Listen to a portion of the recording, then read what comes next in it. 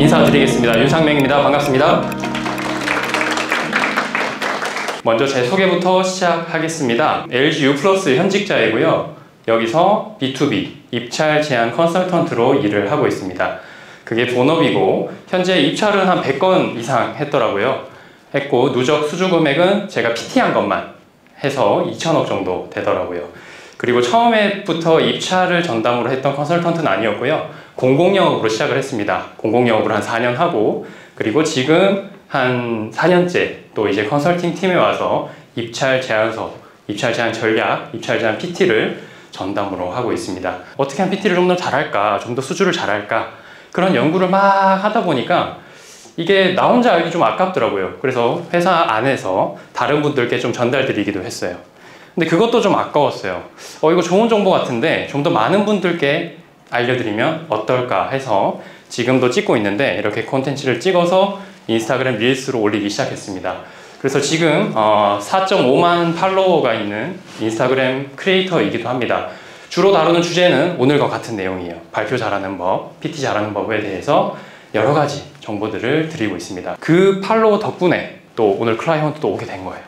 그렇게 인연이 됐고 인스타그램으로 많은 분들과 함께 소통을 하고 있습니다. 오늘 많은 정보를 드리도록 하겠습니다. 질문이 어떤 게 들어왔는지 가보겠습니다. 강의를 잘하는 것과 PT를 잘하는 것, 공통점은 뭐냐면 제가 가장 중요하게 생각하는 것, 강의를 들으시면서도 아시겠지만 그냥 계속 흘러가는 걸 전 추구해요. 제가 싫어하는 거, 안녕하십니까, 윤상명입니다. 발표 시작하겠습니다. 목차입니다. 1장입니다. 제안 배경입니다. 제안 목적입니다. 이거 제일 싫어요. 자, 어떻게 하냐면, 안녕하십니까, LG U+ 윤상명 PM입니다. 오늘 발표에 참여할 수 있게 기회를 주신 여러분께 감사드립니다. 먼저 발표를 시작할 텐데요. 발표는 크게 4개의 장의 순으로 진행이 되겠습니다. 1장, 2장, 3장, 4장, 특히 이 중에서도 2장에 제가 중요한 내용을 가장 많이 담았습니다. 이 부분을 좀 더 집중해 주시면 더욱더 감사드리겠습니다. 그럼 가장 먼저 1장부터 들어가 볼 텐데요. 1장은 제안 배경과 제안 개요, 제안 목적 등이 담겨 있습니다. 사업을 완벽하게 수행하기 위해서는 제안 배경부터 정확히 이해해야 하는데요. 제안 배경은 우리는 이런 배경을 가지고 제안하게 됐습니다. 제안 배경을 정확히 이해한 것을 바탕으로 저희는 이런 목적을 수립했는데요. 이런 목적을 수립할 수 있는 이유는 우리는 뛰어난 조직을 가지고 있기 때문입니다. 이런 뛰어난 조직이 있기 때문에 추진 일정을 완벽하게 수행할 수 있는 겁니다. 그러면 우리의 사업 관리에 대해서 알아보셨는데 어떤 것을 어떻게 구축할 것인지 지금부터 구체적으로 말씀드리겠습니다. 끊기는 게 하나도 없죠. 슬라이드 넘어간지도 몰라요. 넘어가는 걸 모르게 하는 게 저의 가장 핵심 무기입니다. 이거는 어떻게 하면 좀 좋으시냐면, 만약에 스크립트를 쓰시는 분이라면 스크립트가 입리 다로 끝나면 안 돼요. 강의를 잘하는 것과 경쟁 PT를 잘하는 것의 차이점을 여기서 넘어가야 돼요. 다음 장으로 차이점을 말씀드릴 텐데요. 이렇게 넘어가야 돼요. 그때 우리의 스크립트가 슬라이드에 끝나는 부분에 마침표로 끝나져 있으면 그 발표는 끊깁니다. 아까처럼 되는 거예요. 제안 배경입니다. 제안 목적입니다. 이렇게 되는 거예요. 그래서 넘어간 줄도 모르게 하는 게 저의 가장 큰 무기입니다. 그래서 계속 들을 수 있게 빠져들게 만드는 거예요. 계속 꼬리에 꼬리를 물고 끝까지. 그렇게 합니다. 조달 PT랑 자체 PT 다릅니다. 조달이랑 자체는 완전 다르고요. 조달은 평가위원분들이 교수님들이시죠. 평가 풀이 있는 거 아시죠? 거기서 랜덤하게 평가위원, 그리고 이분들은 이 사업, 이 프로젝트에 대해서 잘 모르세요. 그렇게 깊이 있게 잘 모르세요. 특히 기술. 예를 들어 전 통신사니까 통신 사업을 한다고 하면 통신 관련 전공 교수님들이 오세요. 그러면 그분들은 무선 전공하신 분이 있고 유선 전공하신 분이 있고 뭐 시스템 전공하신, 다 세분화되어 있는데 그것까지 발라서 오진 않으세요. 랜덤이에요. 유선 사업인데 무선에서 오시기도 해요. 그리고 유선 사업인데 유선에서 오셨다고 한들 이렇게 실무적인 거 잘 모르세요. 이론적인 것만 좀 많이 아시는 편이거든요. 그래서 질문의 깊이가 좀 얕습니다. 상대적으로. 그리고 답변하기가 그러면 좀 더 수월해요. 근데 자평은 가면 실무자분들이 계세요. 이분들 진짜 엔지니어분, 운영하시는 분들이에요. 그러면 질문의 깊이가 완전 다릅니다. 실제 있었던 일, 실제 겪었던 일, 실제로 저 장비에 대해서도 너무 잘 아시고요. 그래서 질문의 깊이가 다릅니다. 그리고 조달 PT는 짧으면 10분, 길면 20분, 발표, 질의응답 각각. 자평은 너무 천차만별이긴 한데 금융권을 제가 많이 했는데 금융권은 30분에 30분, 더 긴 편입니다. 1시간 반 동안 한 적도 있어요. 그냥 끝날 때까지 합니다. 그냥 갑이에요. 그냥 고객이 갑이에요. 그냥 조달처럼 뭔가 딱딱딱 규격이 딱 맞춰져 있지 않습니다. 그래서 자평은 그 고객사 마음이고 깊이가 더 깊습니다. 그리고 그렇게 길게 하는 이유는 그 자리에서 많이 물어보겠다는 거예요. 많이 검증하겠다는 겁니다. 그에 비해 조달은 약간 형식적으로 하겠다는 거예요. 약간 얕은 수준으로 평가하겠다는 겁니다. 그래서 조달 평가일 경우에는 조금 더 선언적인 이야기를 좀 더 많이 하는 편이고요. 그리고 좀 더 용어도 일반적인 용어를 좀 많이 하는 편이고요. 자평은 조금 더 기술적인 내용을 해도 되고 좀 더 깊이 있게 기술적으로 들어가도 되고 그런 차이가 있죠. 성공해. 2개 사업자를 뽑는 거였거든요. K가 1등 하겠지. K가 보통 강하니까. 기존에도 K가 1등 했었고. 근데 PT를 했어요. 근데 기분이 너무 좋았고 만족스러웠고 결과가 LG가 1등으로 나온 거예요. 근데 무려 5점 차이로. 뉴스에도 많이 나왔어요. 검색해보시면 한국은행 U+ 이렇게 검색해보시면 엄청 많이 나와요. 저한테 엄청 뿌듯한 거예요. 그래서 우리가 85점, K가 80점, SK가 78점. 와, 이거는 저도 100번 했지만 이런 점수는 본 적 없어요. 근데 어떤 느낌이 있었냐면 마지막 질문이에요. 심사위원장님께서 이렇게 해서 남는 거 있어요? 이런 질문이었어요. 이럴 때 대답을 잘해야죠. 좀 뭐 이 정도로도 충분히 남아요? 이러면 안 되죠. 그럼 더 내놓으라고 하겠죠. 그럴 때 제가 항상 자주 하는 답변이 있어요. 이 제안을 하기 위해서 회사를 정말 어렵게 설득했습니다. 이렇게 제안이 나오기 정말 힘들었습니다. 회사를 어렵게 설득해서 한국은행이 그만큼 중요하고 가치 있고 상징적인 고객사이기 때문에 저희 당연히 남는 거 없습니다. 평가위원님께서 말씀하신 것처럼 저희의 손해가 막심하더라도 이 사업은 꼭 수주하고 싶습니다. 저희가 한국은행의 통신망을 제공하는 사업자, 그 돈으로 따질 수 없는 가치가 있습니다. 그래서 이 사업을 준비를 이렇게 하게 됐습니다. 일단 그 질문이 그냥 끝났다고 봤어요. 우리가 제안 잘했구나.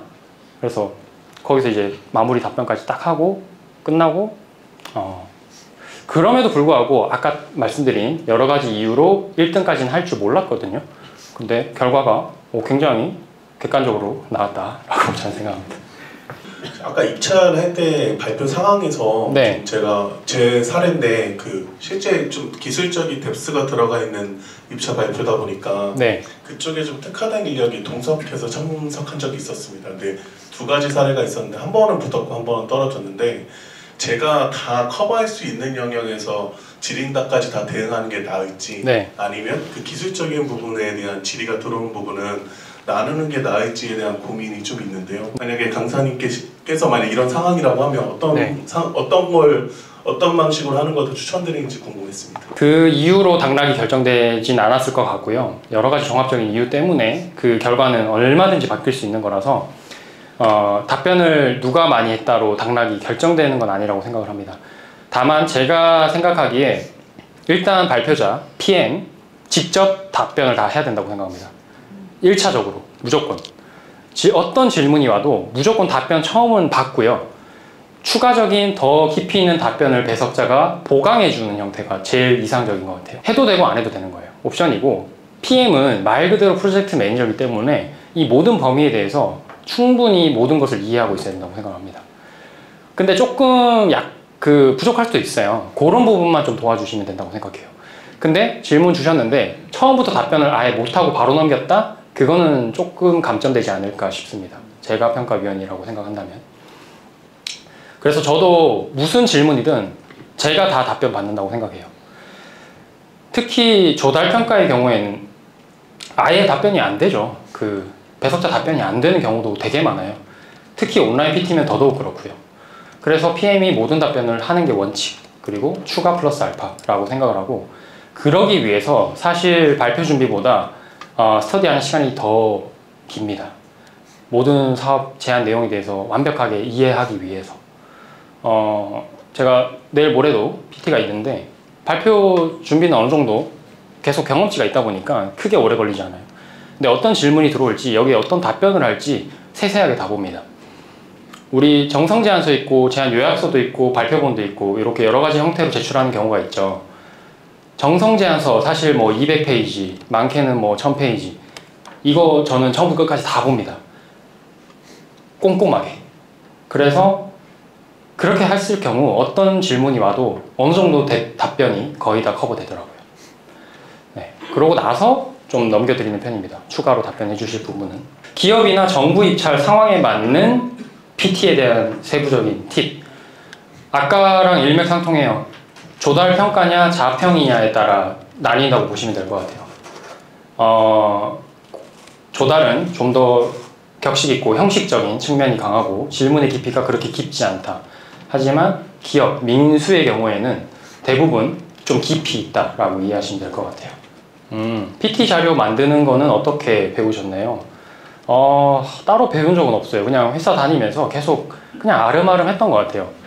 일단은 회사를 다니면 좋은 것은 기존에 시스템이 되어 있죠. 그리고 기존 자료가 많죠. 엄청 많이 있어요. 기존 자료들. 참고할 것이 너무 많아요. 사내에. 그래서 그걸 다 참고를 하죠. 뭐 예를 들어 공공사업 같은 경우는 보통 저희가 5년 계약 하거든요. 그럼 5년마다 계속 하는 거예요.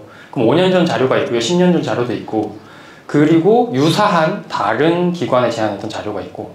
그래서 제가 딱 프로젝트 뜨면 시작할 때 일단 그것부터 시작합니다. 긁어 모아요. 가장 비슷한 사업들을 다 긁어 모읍니다.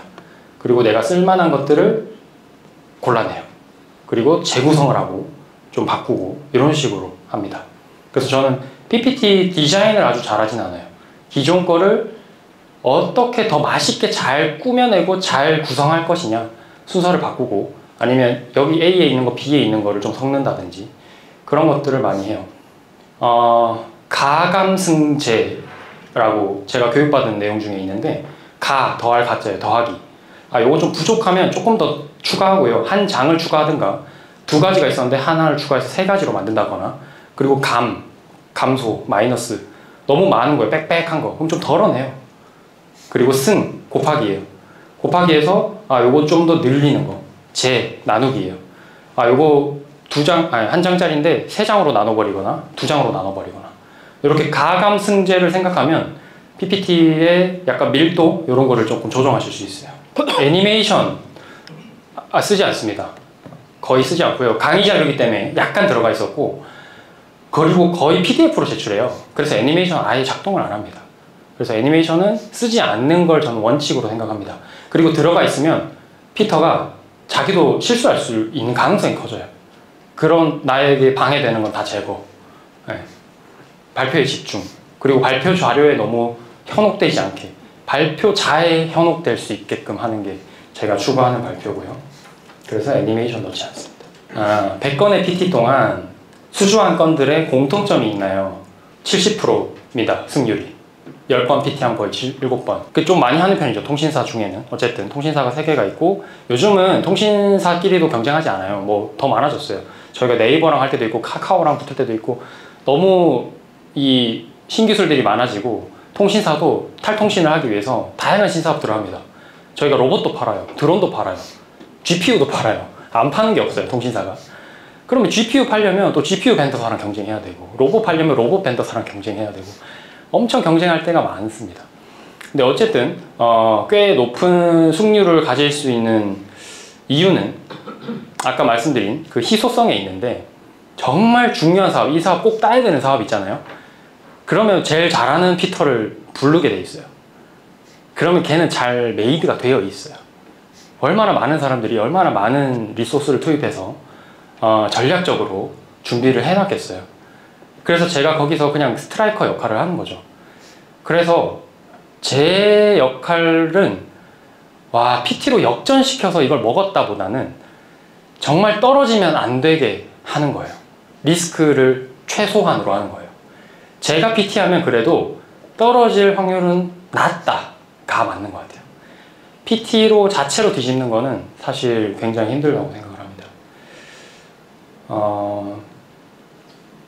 공통점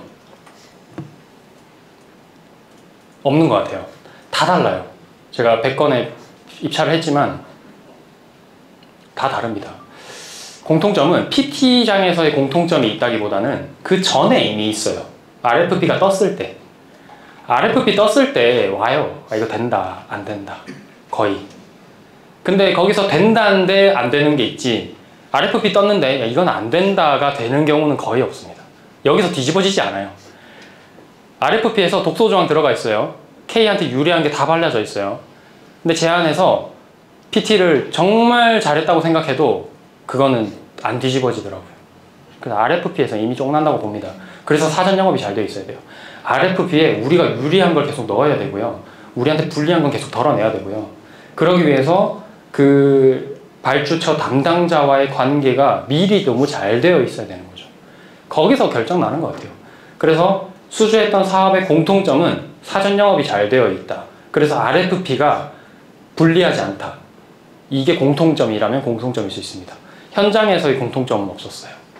10분에서 15분 정도의 발표인데 제안 요약과 특장점, 세부 운영 내용 중 비율을 어디에 더 할애를 하시나요? 라고 하셨어요. 이거는 답이 정해져 있습니다. 출제자의 의도를 따라가야 됩니다. 항상 이런 고민 많이들 하세요. 정말. 근데 왜 이 고민을 하냐면 까먹어요. 우리가 제안 열심히 작업하다 보면 까먹는데 뭘 까먹냐면 RFP를 까먹어요. RFP에 배점표가 있다는 걸 자꾸 망각해요. 저도 그래요. 하다 보면. RFP 너무 많이 보다 보면 거의 다 외울 지경이거든요. 그래서 자꾸 안 보게 되거든요. 그때마다 다시 꺼내봐야 돼요. 그때 배점표에 나와 있어요. 제안 요약, 특장점, 세부 운영 중 어디에 비율을 더 두시나요? 배점 많은 곳으로. 무조건. 저는 항상 어떤 임원분이 저한테 챌린지를 하더라도 전 RFP 보여주고 그냥 다 안 됩니다. 이거 배점이 더 크기 때문에 이걸 더 많이 가야 됩니다. 하면 다 설득돼요. 그래서 출제자의 의도에 다 답이 있습니다. RFP를 계속 봐야 됩니다. 과업 파악이 안 되어 있는 심사위원분이 대부분일 때 어떤 포인트로 발표 분위기를 잡고 가나요? 사실 발표는 준비해서 왔잖아요. 현장에서 바꾸는 건 쉽지 않을 거예요. 그래서 과업에 대한 이해가 안 되어 있다고 해도 내가 준비한 거를 최대한 퍼포먼스를 그대로 보여주는 게 사실 맞을 것 같아요. 그때 어떤 걸 바꾸겠다고 하면 조금 리스크가 있을 것 같아요. 그래서 내가 준비한 내용에 좀 충실해서 그대로 발표를 좀 하는 게 나을 것 같고요. 대신 질의응답 때 여기 레벨을 맞춰야겠죠.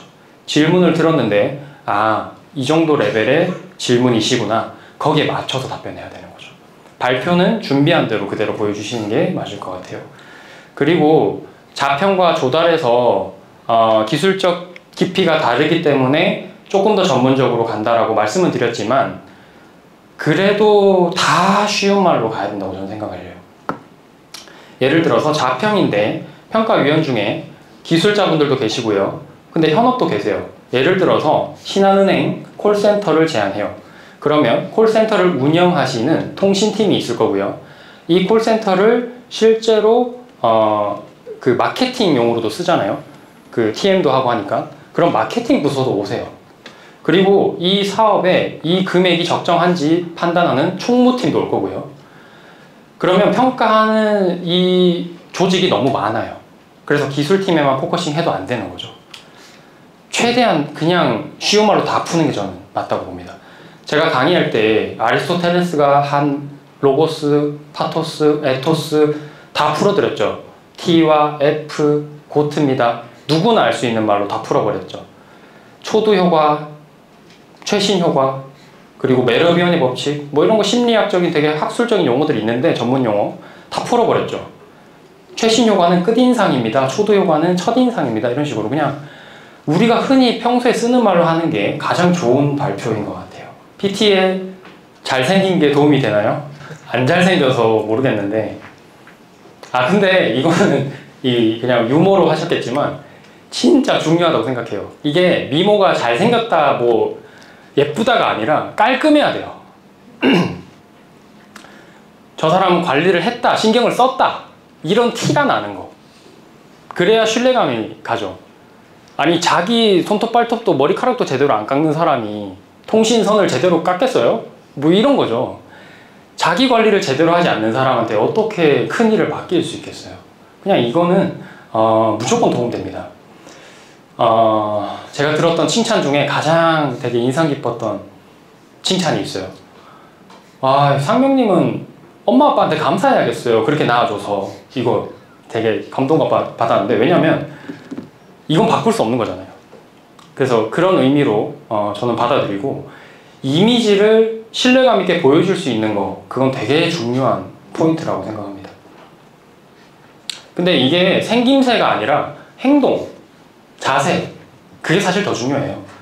엄청 잘생긴 차은우가 뭐 이런 차은우가 왔어요. 안녕하세요. 뭐 어떤 담배 피우고 막. 그 사람한테 일을 맡기기는 좀 쉽지 않겠죠. 생김새보다는 자세와 태도가 중요하다고 생각합니다. 그래서 평소에 이것도 습관을 들여야 돼요. 사투리를 고치신 이유가 있을까요? 네, 있습니다. 일단은 사투리로 신뢰감을 줄 수 없나요? 라고 했는데, 물론 경상도 가가지고 제가 대구말로 하면 좀 나을 수도 있겠죠. 하지만 서울에 왔잖아요. 서울에 와서 지금 전국적으로 그냥 제가 입사를 하는데 대구말로 하면 신뢰감은 조금 떨어진다고 생각합니다. 왜냐면 표준어라는 게 있잖아요. 왜 뉴스에서 앵커들이 그러면 경상도 말로 안 할까요? 대구 방송인데, 대구 TBC인데, 대구 아나운서인데 대구 사람만 보는데 안녕하세요 누굽니다 이런 말을 쓰는데 그렇게 안 하는 이유가 있겠죠. 표준이 있다는 거예요. 표준. 그래서 사투리는 고치는 게 조금 더 신뢰가, 왜냐면 누군가에겐 거슬릴 수 있어요. 그것도 마찬가지로 방해 요소죠. 걸러야 돼요. 없애야 돼요. 누군가에게 거슬리면 안 돼요. 네. 그래서 고쳤습니다. 고치는 방법. 대구는 쌍이응이 있어요. 이응을 엄청 세게 해요. 이응을 2개를 해가지고, 그거 알죠? 2의 2승, 2의 2승, 이마트 2층. 이거 다 구분되시는 분, 경상도 분. 여기 끄덕끄덕 하시네요. 여기 저랑 같은 동양이거든요. 뒤에 계신 분. 끄덕끄덕 하시네요. 저 다 알아들었죠? 2의 2승인지 2의 2승인지. 이것만 빼도 경상도 말이 조금 줄어요. 쌍이응을 이응 1개로만 바꿔주셔도 됩니다. 그리고 경상도 말은 이거 방송에서 나왔잖아요. 어디까지 올라가는 거예요? 어디까지 내려가는 거예요? 네. 올리지 말고 내리면 좀 약간 서울스럽더라고요. 네. 그렇게 고치면 좋습니다. 2가지. 네. 말을 더듬는 분이 계신데요. 어떻게 하면 두려움을 없앨 수 있을까요? 자신감이 없어지신다는데, 사실 자신감이라고 생각하는데 아까 말씀드린 것처럼 준비라고 생각해요. 진짜 솔직히 제가 항상 20번 연습하세요라고 말씀드리는데 20번 하기 힘들어요. 제가 그렇게 말씀드리지만 저도 그렇게 못해요. 근데 10번만 해도 거의 완벽하게 그거 다 외우거든요. 근데 10번도 사실 잘 안 해요. 안 해서 문제예요. 안 해서 10번을 진짜 하잖아요. 시간 딱 재서 20분짜리를 10번 하면 200분이잖아요. 그걸 딱 하면 충분히 자신감이 생긴다고 봅니다. 연습량에 따라옵니다. 그래서 엄청난 연습을 하시길 바랍니다. 제가 국가대표, 올림픽 이런 얘기도 좀 많이 드리는데, 우리가 PT를 하기 위해서 15분짜리, 20분짜리 PT를 하기 위해서 짧게는 2주, 길게는 1달, 뭐 2달 준비를 하잖아요.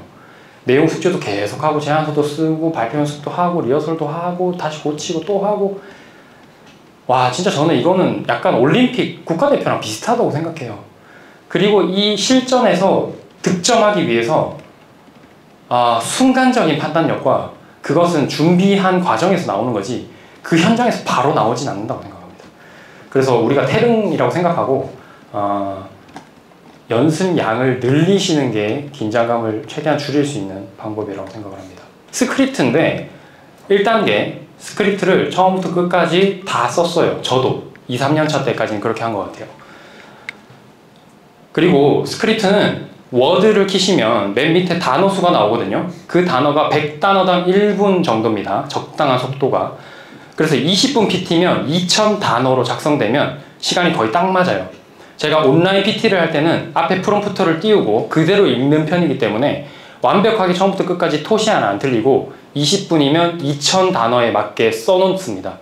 그래서 그걸 그대로 읽으려고 해요.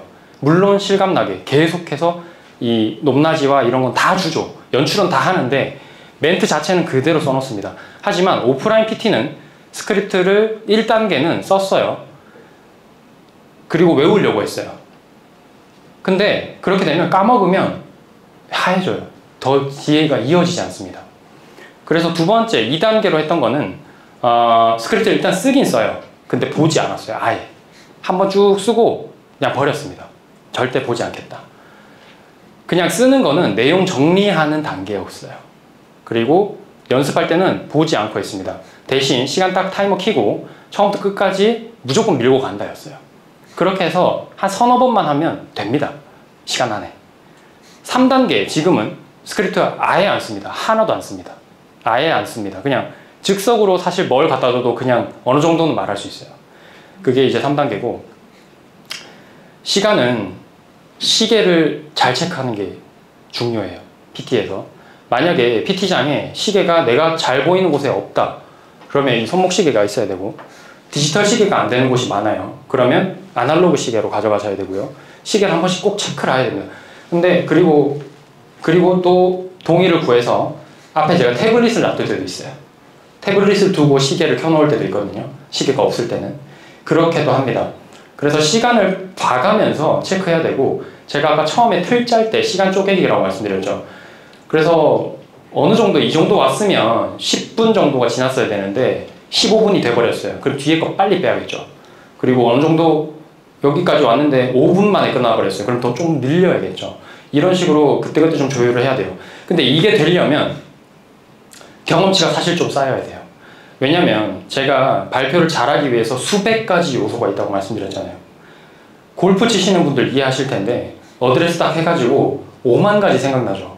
아, 내가 손목 조금만 틀어도, 손가락 위치 조금만 달라도, 바람 조금만 불어도, 새소리 조금만 나도 다르잖아요. 스윙이. 발표도 그래요. 5만 가지 요소가 다 있는데 조금만 나가 생각했던 것보다 틀어지면 그대로 퍼포먼스 잘 안 나오거든요. 그게 한 번에 되는 게 아니라 스윙을 1000번, 10,000번 연습하면 내 거가 생기잖아요. 발표를 1000번, 10,000번 하면 내 거가 생겨요. 그러면 그때부터 보이기 시작합니다. 시간도 보이고요. 다른 것도 보이고 다 보여요. 처음에 저도 발표할 때는 시간을 보는 정신이 어디 있어요. 이거 따라가기 바쁜데, 급급한데, 이거 전달하기 바쁜데, 이거 봐봐, 이거 봐요. 정신 없죠. 어느 정도 쌓이다 보면 그냥 내가 의식하지 않아도 저절로 되고 나면 그땐 또 시계가 보여요. 시간도 보이고 여러 가지가 보입니다. 표정도 보이고 처음엔 표정도 안 보여요. 아이 컨택도 못 해요. 다 그 당연한 겁니다. 그러니까 제가 말씀드린 거는 완성하는 그걸 말씀드린 거고 이걸 한 번에 다 하시라는 건 절대 아니에요. 하나씩 내 걸 만들어 가야 됩니다. 그렇게 해서 100가지 정도 쌓이면 그때부터는 어떤 걸 갖다 줘도 어느 정도 되실 거예요. 근데 저처럼 업이 아니실잖아요. 분이 많잖아요. 발표가 업이면 그렇게 하면 되죠. 이것만 계속 해가지고. 근데 그렇지 않고 다른 일도 많이 하셔야 되잖아요. 그런 경우에는 꼭 그렇게까지 너무 이상적인 것만 바라보시진 않으셔도 될 것 같아요. 네. 그래서 우선적으로 내가 뭘 해야겠다 하나씩만 가져가시면 될 것 같습니다. 이렇게 질의응답까지 좀 마무리를 해보고요. 그래도 조금 더 질문이 있다 하시는 분들은 저한테 그냥 인스타 DM 주셔도 되고 클라이언트에 문의해 주셔도 됩니다. 장시간 시간 조금 초과해서 죄송하고 많은 것을 좀 최대한 드리고 싶었습니다. 그래도 잘 들어주셔서 정말 감사합니다.